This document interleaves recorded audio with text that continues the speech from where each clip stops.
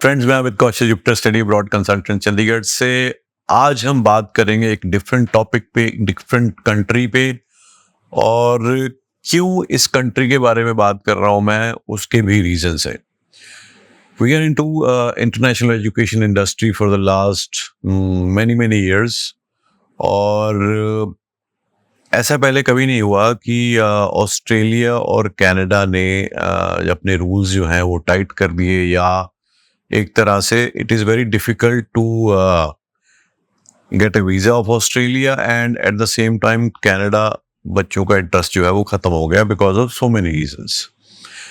But जो ये students फिर भी ग्रेजुएट हो रहे हैं इंडियन स्कूल से, इंडियन यूनिवर्सिटीज से, और इंटरनेशनल एजुकेशन एक बहुत important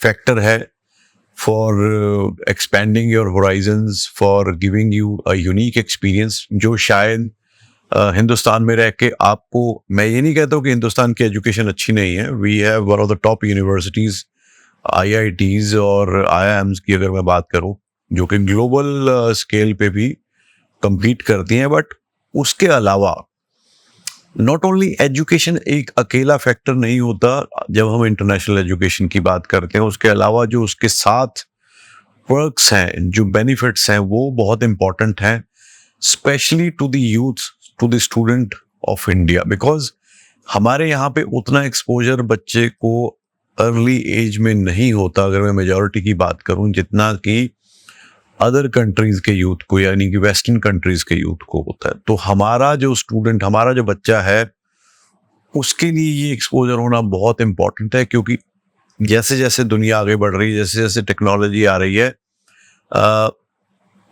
we have to compete at a international level.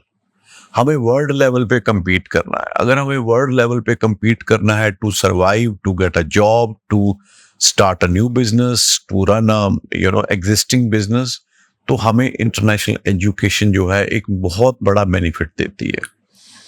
हमें बड़ा सोचना होगा, हमें छोटा नहीं सोचना होगा। हमें एक इम्पैक्ट डालना है as a student, as a society. और पेरेंट्स की सबसे बड़ी ये एक तरह से ड्रीम होता है, एक एस्पिरेशन होती है कि हमारा बच्चा जो भी उनकी एबिलिटी है, बेस्ट ऑफ द रिसोर्सेज के साथ अच्छी से अच्छी एजुकेशन ले, अच्छी से अच्छी उसके बाद जॉब ले, और अपने आप को या बिजनेस शुरू करे, अपने आप को एस्टेब्लिश करे। और ये सपना जो है हर एक पेरेंट का होता है। तो आज अगर मैं बात करूं डेस्टिनेशन की, जिसकी मैं बात कर रहा हूं, वो है जर्मनी। अगर हम टॉप स्टडी डेस्टिनेशंस की बात करें, अगर हम सिर्फ इंग्लिश स्पीकिंग डेस्टिनेशंस की बात, इंग्लिश स्पीकिंग कंट्रीज में बात करें, तो आते हैं USA, UK, Canada and Australia. But अगर ओवरऑल हम बात करें तो Germany stands very high, ranks very high in international education destinations. The only impediment और रुकावट जो हमारे लोगों के दिमाग में आती है वो है लैंग्वेज की। बट जर्मनी की यूनिवर्सिटीज जो है मेजॉरिटी ऑफ, क्योंकि इंटरनेशनल स्टूडेंट तो जर्मनी जाता है पढ़ने के लिए, और मैंने बहुत सारे लोगों से बात की है जो कि टेक्नोलॉजी कोर्सेज करने, specially they choose Germany over other countries, क्योंकि वहाँ पे इन टर्म्स ऑफ टेक्नोलॉजी हर चीज़ के लिए एजुकेशन जर्मनी की है, दैट रैंक्स वेरी हाई। अब जर्मनी में दो तरह की यूनिवर्सिटीज होती हैं। एक होती है गवर्नमेंट यूनिवर्सिटीज जो कि फ्री एजुकेशन इम्पार्ट करती है। फ्री एजुकेशन वाली यूनिवर्सिटीज में एडमिशन लेना, बिकॉज ऑब्वियसली अगर आपको फ्री में एजुकेशन चाहिए तो you have to compete among the best। तो आपको best overall across the globe में जो बेस्ट स्टूडेंट है उनके साथ compete करना पड़ेगा, जो कि डिफिकल्ट है, और उसके लिए तकरीबन 1 साल पहले से तैयारी करनी पड़ती है। फिर these universities do not entertain any consultants or agents in between। आपको वो तैयारी खुद करनी होगी, अपने लेवल पे करनी होगी। बट फिर भी बहुत थोड़े लोग हैं जो सक्सीड कर पाते हैं, जो कि फ्री एजुकेशन का बेनिफिट ले पाते हैं जर्मनी में। उसके अलावा there are applied sciences universities, जहाँ पे आपको कुछ फीस पे करनी है, but then you get admission. आपको हर तरह का कोर्स मिलता है, आपको very good quality education at a very reasonable price मिलती है। अगर मैं बात करूं जर्मनी की इस टाइम पे जो अच्छी यूनिवर्सिटीज में, अगर ट्यूशन फीस की बात करूं, ऑस्ट्रेलिया से तो बहुत कम है। आई वुड से कि अगर यूनिवर्सिटीज में कंपेयर करूं कनाडा में, तो उनसे भी बहुत कम है, और कनाडा के कॉलेजेस के बराबर या कॉलेजेस से भी कम ट्यूशन फीस है जर्मन की गुड यूनिवर्सिटीज की। तो मैं अब क्या करने लगा हूं, मैं कुछ यूनिवर्सिटीज चुनूंगा जिनके प्रोग्राम्स आपके साथ शेयर करूंगा, क्या क्या प्रोग्राम्स हैं, कितनी फीस है, क्या उनकी एंट्री रिक्वायरमेंट्स है, और किस तरह से आप इन यूनिवर्सिटीज में अप्लाई कर सकते हैं, और क्या प्रोसेस है, ये सारी चीज। It's a kind of education series so that आपको एक आइडिया, क्योंकि आमतौर पे अगर जर्मनी की बात होती है तो यह कि जर्मनी का वीजा, जर्मनी आ जाओ, ये है वो है, बस एक ऊपर से बात हम करके स्टूडेंट्स को अट्रैक्ट करने की कोशिश करते हैं। बट मैं ये सोचता हूँ कि आपको as a consumer, as a client, ये हक बनता है आपका टू अंडरस्टैंड कि जर्मनी में मैं क्यों अप्लाई करूं, क्या मेरे को बेनिफिट्स हैं टू अप्लाई इन जर्मनी। तो वो सारी चीजें हम इस सीरीज में करेंगे, और मैं उम्मीद करता हूं कि इससे काफी ज्यादा चीजें आपकी क्लियर हो जाएंगी दिमाग में से। जो डाउट्स हैं, एप्रीहेंशंस है, वो मैं कोशिश करूंगा अपनी तरफ से क्लियर करने की। अगर फिर भी आपको लगता है कि कोई चीजें मैं शायद नहीं एड्रेस कर पाया, तो आप गूगल फॉर्म लगा है, उस पर पूछ सकते हैं, उस पर अपनी डिटेल देके पूछ सकते हैं, या आप कमेंट सेक्शन में भी देख सकते हैं। तो आज हम बात करेंगे, आई हैव टेकन, अच्छा, before I start discussing the university and the courses, Germany में age is not bar to apply, यानी कि किसी भी एज का बंदा एजुकेशन के लिए अप्लाई कर सकता है। Gap is not a concern. अगर आपका स्टडी का गैप है, इवन 10 ईयर स्टडी गैप है, यानी कि आपकी पुरानी पढ़ाई जो है 10 साल पहले खत्म हुई थी, फिर भी आप जर्मनी में स्टूडेंट वीजा पे अप्लाई कर सकते हो। आइल्स, पीटीई, डोफल एक्सेप्टेड है।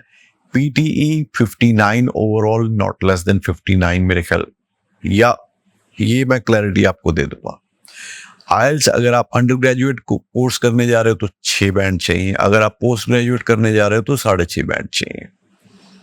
टोफल का इक्विवेलेंट आप इससे लगा लीजिएगा। आपको जर्मनी में अप्लाई करने के साथ 27 शेंगन कंट्रीज में भी घूमने का, यानी कि उनको एक्सप्लोर करने की अपॉर्चुनिटी मिलती है, जो कि बाकी कहीं पे अगर आप अप्लाई करोगे तो आपको वो एक्सेस नहीं मिलता, जो कि आप जर्मनी में जाके कर सकते हो। जर्मनी में क्योंकि मेन मोटिवेशन हमारे स्टूडेंट्स की ये रहती है कि मैं बाद में वहां पे काम कर सकता हूं, क्या मैं बाद में वहां पे परमानेंट रेजिडेंट बन सकता हूं, क्या मैं बाद में वहां पे सिटीजन भी बन सकता हूं। Yes, you can work after your education in Germany, you can become a permanent resident of Germany and you can even become a citizen of Germany। इसकी जीती जागती एग्जाम्पल्स हैं, हमारी अपनी फैमिली में है, आप भी अगर ढूंढोगे आसपास आपको मिल जाएगी। और बहुत सारी ऐसी स्टोरीज हैं नेट पे जहाँ पे you will get to know कि आप जर्मनी में किस तरह से पीआर हो सकते हो और सिटीजन हो सकते हो। तो ये सारी चीजें जो है वो जर्मनी के बारे में है।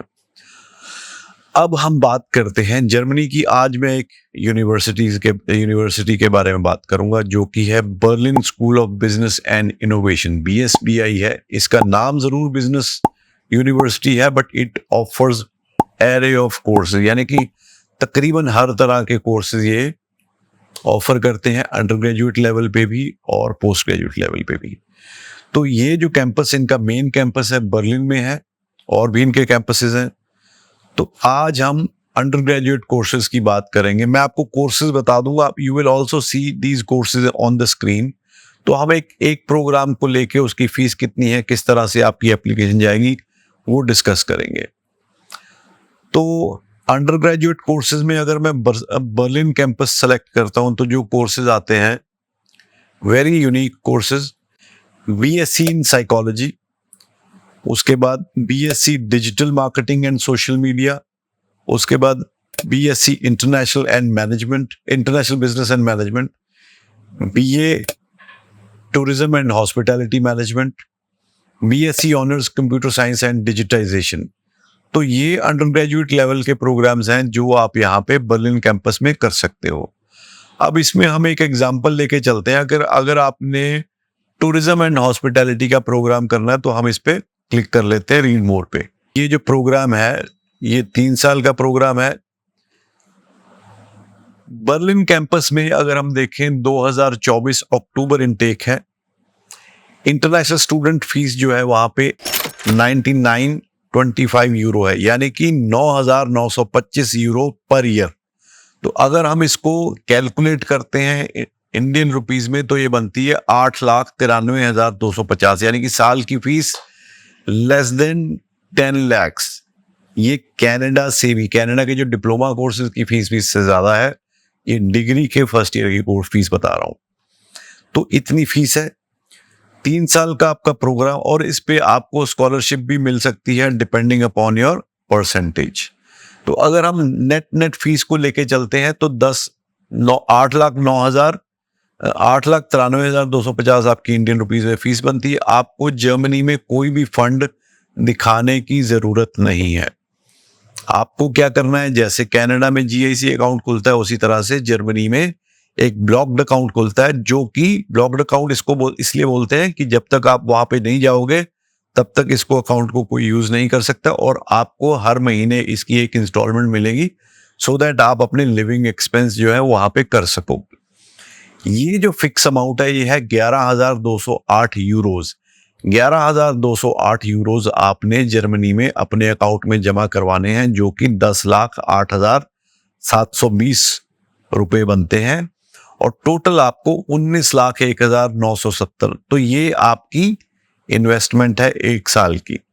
18,000 रुपए आपको देने पड़ते हैं एपीएस सर्टिफिकेट के लिए। अब एपीएस सर्टिफिकेट क्या होता है? एपीएस सर्टिफिकेट होता है आपके जो एकेडमिक्स हैं, जो भी आपके डॉक्यूमेंट्स हैं, उनकी वेरिफिकेशन जर्मन एम्बेसी ने एक अपना अलग से डिपार्टमेंट बनाया हुआ है, जो कि थर्ड पार्टी है, जो आपके डॉक्यूमेंट्स की ऑथेंटिकेशन यानी कि ऑथेंटिसिटी की वेरिफिकेशन करता है। इसका फायदा क्या है?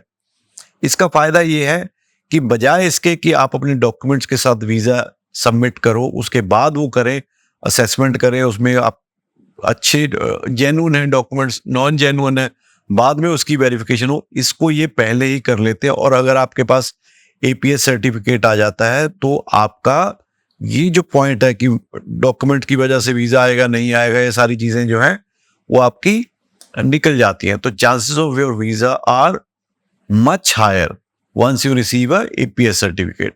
और क्योंकि एपीएस सर्टिफिकेट आपको मिल गया तो getting an appointment with the embassy is also easier. अब जो जर्मनी के लिए एप्लीकेशन है आपकी, वो 2 तरह से, यानी कि 2 ट्रैक पे चलती है। जैसे ही आप अपने एजेंट कंसल्टेंट के पास गए, आपने अपना यूनिवर्सिटी कोर्स चुना, आपने एग्री किया कि हाँ I want to take your services, तो एजेंट क्या करेगा, आपकी एक एप्लीकेशन डालेगा यूनिवर्सिटी में ऑफर लेटर के लिए। एट द सेम टाइम उसी दिन या कुछ दिन के बाद आपका एपीएस सर्टिफिकेट अप्लाई करेगा, जिसकी फीस जो है जर्मन एम्बेसी 18,000 रुपए उन्होंने फिक्स की हुई है। वो आपसे 18,000 रुपए लेते हैं और आपके सारे डॉक्यूमेंट जो हैं वो वेरीफाई करते हैं। आमतौर पे जो एपीएस सर्टिफिकेट है वो तकरीबन 1.5 से 2 महीने में आ जाता है, और इतने ही टाइम में आपका एडमिशन का प्रोसेस है वो पूरा हो जाता है। तो जब आपने एडमिशन अप्लाई की, आपकी ऑफर लेटर आ गई, आपकी फीस पे हो गई और आपका एपीएस सर्टिफिकेट आ गया, देन आप अपना वीजा फाइलिंग का जो प्रोसेस है वो कंप्लीट करते हो। जर्मनी में इंटरनेशनल स्टूडेंट्स को पार्ट टाइम जॉब्स भी अवेलेबल है। एवरेज जो पार्ट टाइम वो 20 घंटे पर वीक का है, वो सभी जैसे कंट्रीज में वो सेम स्टैंडर्ड ही इनका रूल है। तो एवरेज सैलरी जो बोली गई है वो है 12.5 यूरो से लेके 14 यूरो। तो हम 13 यूरो अगर ले लें, अगर आप 13 यूरो 1 घंटे के कमाते हो तो आप 1170 रुपए 1 घंटे के कमा रहे हो, जो कि वीकली 23,400 रुपए बनते हैं। और सेमेस्टर ब्रेक होती है 2 महीने की। तो अगर हम सेमेस्टर ब्रेक की अर्निंग देखें तो तकरीबन 4 लाख रुपए आप छुट्टियों में सेमेस्टर ब्रेक में पार्ट टाइम जॉब से कमा सकते हो। पोस्ट ग्रेजुएट वर्क परमिट आपको पहले मिलता है 18 महीने का। उसके बाद अगर आपने एक्सटेंड करना है तो 6 महीने यानी कि 3 बार आप अपना जो वर्क परमिट है वो एक्सटेंड करवा सकते हो। तो टोटल आपको 3 साल का पोस्ट स्टडी वर्क परमिट मिलता है जर्मनी में।